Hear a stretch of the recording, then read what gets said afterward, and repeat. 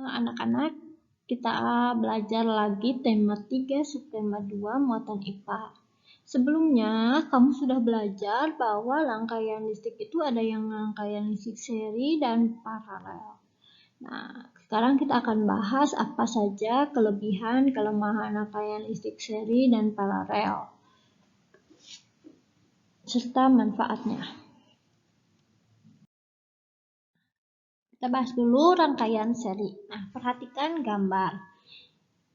Ini adalah rangkaian listrik yang disusun secara seri. Ya, ingat jika rangkaian seri adalah rangkaian listrik yang disusun berurutan tanpa cabang. Jadi, lampu 1 dan lampu 2 itu berurutan.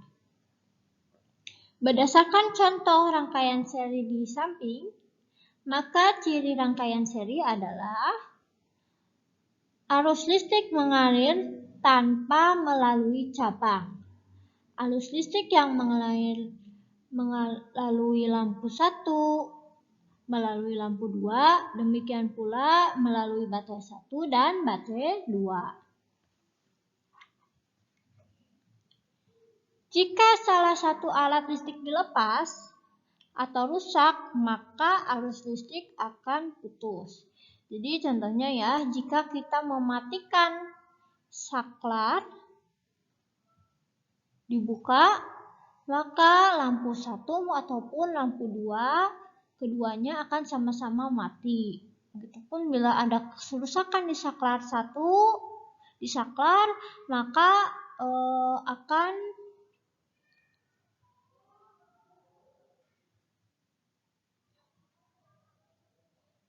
menyebabkan lampu 1 dan lampu 2 juga akan mati.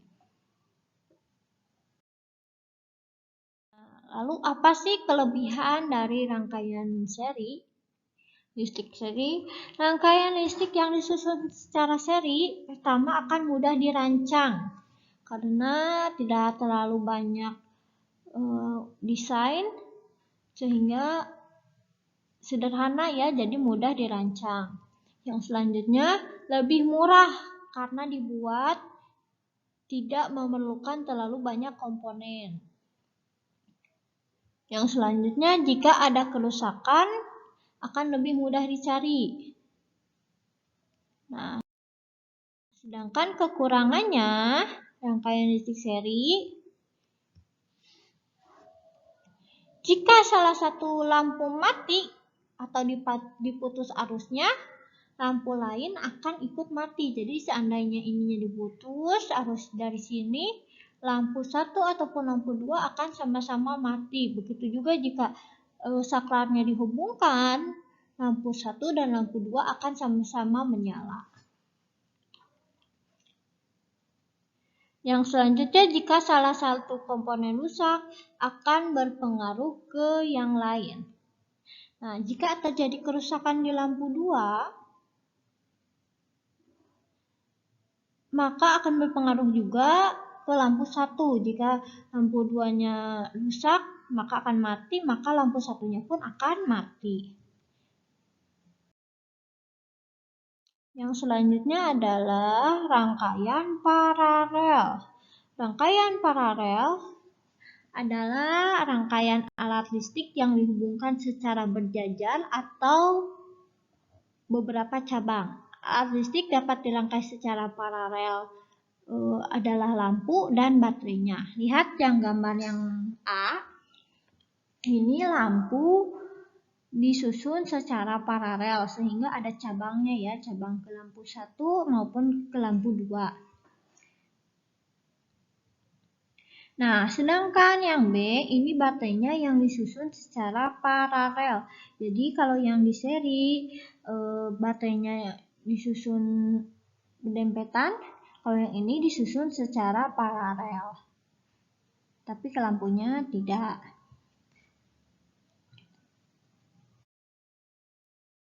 Nah, lampu yang disusun paralel maupun baterai yang disusun paralel memiliki ciri arus mengalir melalui satu cabang atau lebih. Jadi arusnya mengalir melalui lampu 1 maupun lampu 2. Arus listrik yang melalui lampu 1 atau baterai 1 tidak melalui lampu 2 atau baterai 2. Jadi kalau misalnya hanya mengalir di lampu 2, tidak akan mengalir ke lampu 1. Jika salah satu alat listrik dilepas atau rusak, arus listrik akan tetap mengalir melalui cabang yang lain. Jadi seandainya terjadi kerusakan di lampu 1, lampu 2 masih tetap menyala. Karena tadi arusnya tidak mengalir ke tiap lampu ya. Nah, sekarang kelebihannya. Kelebihan rangkaian listrik yang disusun secara paralel yaitu jika salah satu lampu mati, lampu lain masih bisa menyala. Jadi kalau lampu satu mati, lampu 2 masih tetap menyala. Ingat, itu adalah listrik yang disusun secara paralel.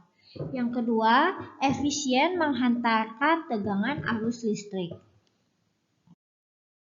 Nah, kekurangan rangkaian yang disusun secara paralel yaitu rangkaian lebih sulit dibuat ya, karena adanya cabang-cabang ini sehingga lebih sulit dibuat.